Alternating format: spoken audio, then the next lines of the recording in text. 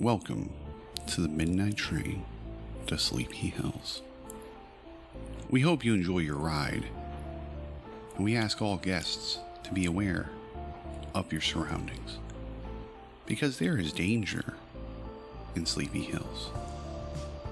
Additionally, we will be releasing new episodes weekly, so stay tuned and please like and subscribe. Now, back to our latest installment.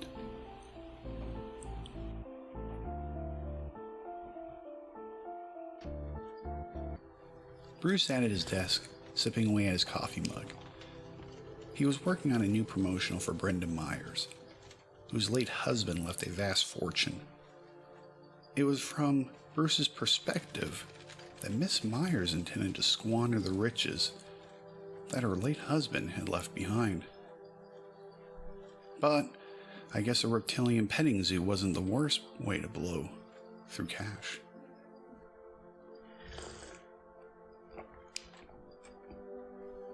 Staring at a close-up image of a snake sticking its tongue out, and an out-of-focus image of snake eggs, with a few of them showing visible cracks, was what she wanted. A sigh left Bruce, and he dreamed of days that had gone by. He thought vividly about the big city life that he had left behind. It was when big box retailers would use his skills to help pump up sales. Yes, although it was a special going on or an out-of-business event, there was much more excitement than a reptilian petting zoo. Funny enough, though, those going-out-of-business events would stretch for decades for the exact company. I guess you can go out of business. It just takes just a few decades before it really does close down. It's not what you say, but how you say it that matters the most. It was a saying that would resurface again and again in his mind. Professor McCreet would say those exact words anytime a student would complain in marketing class. The complaints would usually be caused by the boring products we were required to pitch in class. College seemed so long ago, thought Bruce, as he stared at the screen. Bruce enjoyed the art of convincing others to desire something they had no intention of ever buying. People were creatures of habit. Moreover, those creatures need a good nudge from time to time, making the undesirable and turning that into a focal point. A smile spread across Bruce's face. That was the kind of stuff that got Bruce going. It's what attracted him to marketing in the first place. Was it manipulation? Sure thing it was. And why should manipulation be such a bad thing? From Bruce's perspective, everything was manipulation. Fathers and mothers manipulate their children to favor eating vegetables, while the church changes their new members to follow the 10 Commandments. The government uses threats of poverty, prison, and death to get people to conform to their way. Unfortunately, I'm nothing more than a small cog in this machine called society, thought Bruce, as he continued to look at the screen.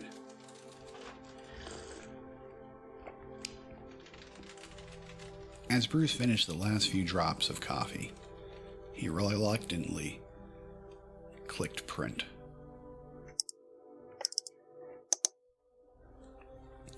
I swear this should be exactly the way Miss Myers wanted it. However, what Larry told him intrigued him. As he slowly got up and walked over to the printer, there was another thought that creeped up into his mind. The couple who were camping at Cloudy Forest State Park. If memory serves me right, the barfly is not far from the park. It must be, more like a half a mile away. Come on, Bruce, he said silently to himself, as he dodged chairs and papers on the dark blue carpet. The odds are that the campers were attacked by a bear or maybe a pack of rabid coyotes. That sounded more plausible.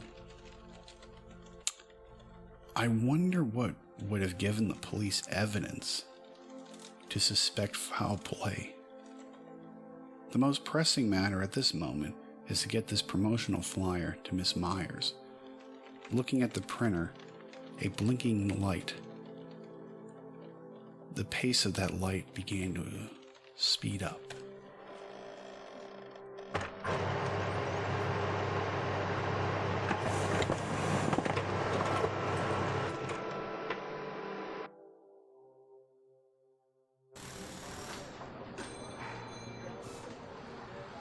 Lucy slowly walked away, sneaking from one pile of tires to the next. She needed to get that bumper, but she was way too weak to pull the bumper out of the dumpster, let alone even be able to grasp it. Maybe this was all for nothing, she contemplated. As she thought of her next move, was all of this for nothing? She thought to herself. Crossing the street, her focus began to change, but all habits die hard. What I lack in physical strength, I can make up with detailed observation. Taking a seat back on the stone bench, she collected all of the information she had so far. As Lucy thought of the events that had unfolded, she started to make a list of how things went. First, Billy was hit by a car and ran over the night before. Then the driver left the scene of the accident. Second, I called 911 and the police eventually showed up, but not before the green-eyed stranger showed up and took Billy away with his wheelchair. Third, the police got there, and they didn't believe me.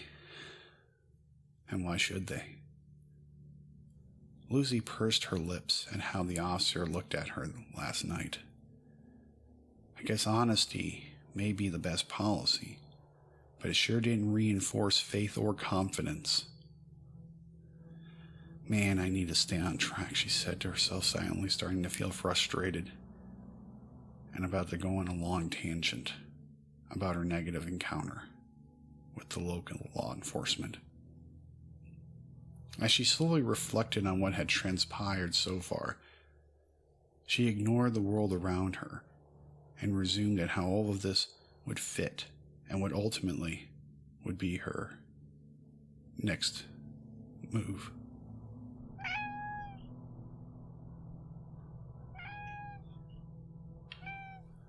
Billy was trying to inform Lucy that he was going to look for the car that hit him, but Lucy appeared to be more concerned on organizing the events that occurred than pressing forward.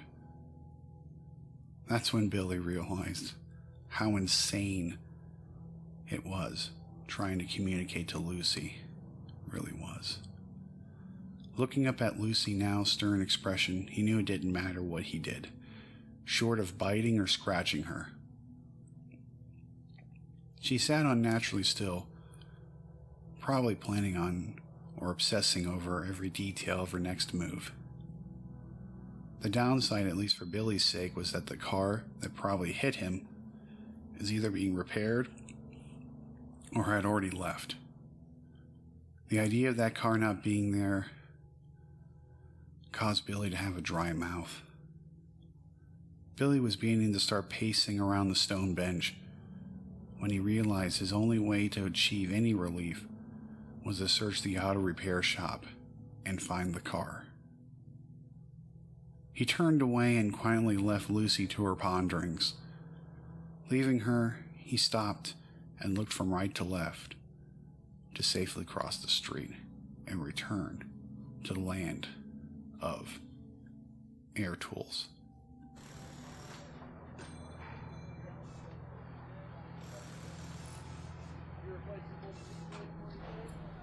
The sensation of walking forward was such an odd experience. It felt like I was going to fall forward on my face, but the trusty tail somehow prevented that from occurring. Yet I felt so light that a gentle breeze could easily throw me in the air. As Billy hid behind a set of tires, the gravity of the situation was starting to set in. What have I become? Billy wanted to scream out for help, but what good would that do? Could this be reversed? An unsettling heaviness of anger and fear showered his now tiny, black frame. I'll have time to mourn the loss of a life once lived, and maybe someday I could get used to being like this. However, the chance to possibly catch the person who did this to me and prevent them from doing this again to someone else, that must mean something, Billy thought, trying to encourage himself to continue onward. I served this country unwillingly to protect people I would never meet. Yet again, I find myself in a situation that I never asked to be involved in. Enduring hardship was not just a slogan for Billy. He lived and breathed it.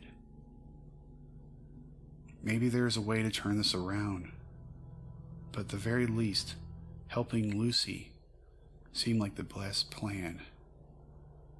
For now.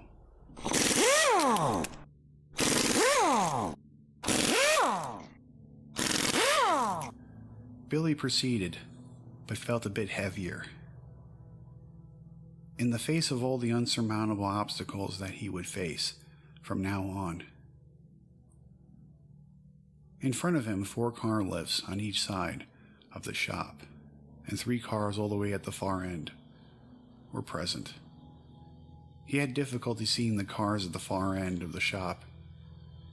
He stepped forward and felt the gentle breeze of a large fan humming along, greeting him into the shop. Sneaking behind the large rolling oil drums that stored used motor oil seemed to hide Billy fairly well. The good news was there were only 2 mechanics in the shop. I guess it must be lunchtime, he thought.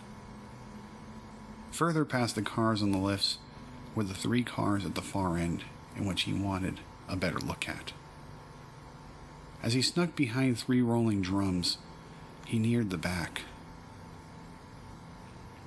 Inspecting the car on the right immediately brought a flashback of 2 headlights racing towards him.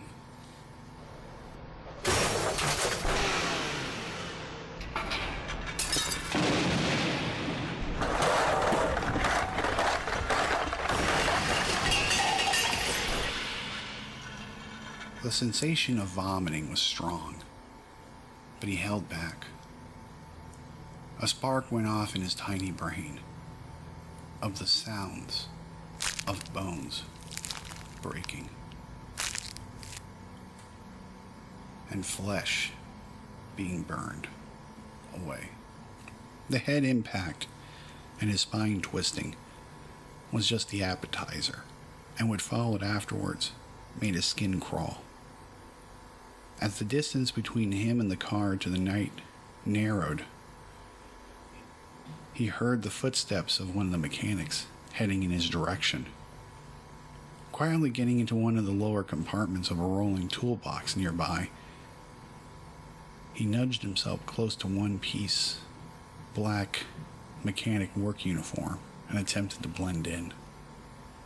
"Hey, John, did you hear that the mayor is doing a big speech this Friday?"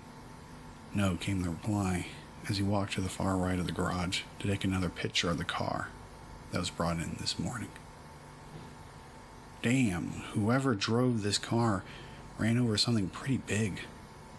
He took another picture to add to the report to submit to the insurance company. Turning away from the car, satisfied with his photography skills, he noticed something slightly off with Tony's rolling toolbox. "Hey, John, I think there's something wrong with Tony's toolbox. What's wrong with it?" came a reply. As Billy heard this, he maintained holding his breath and kept his eyes shut. The mechanic bent down and quickly inspected the lower compartment of the rolling tool cart. My, what do we have here? Billy wondered if he could escape at that moment.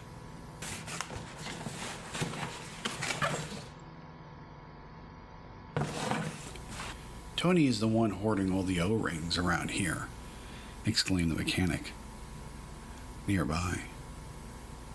The parts manager was not lying after all. Billy slowly opened his eyes, and the mechanic holding a cardboard box was just 10 feet away from him.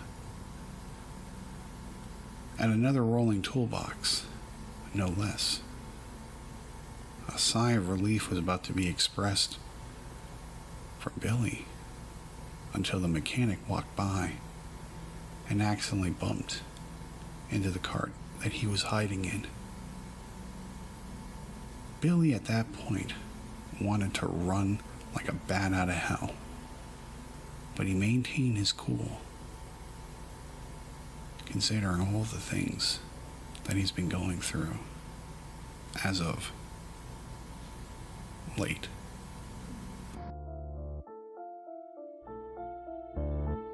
And that concludes our episode for today on the Midnight Train to Sleepy Hills.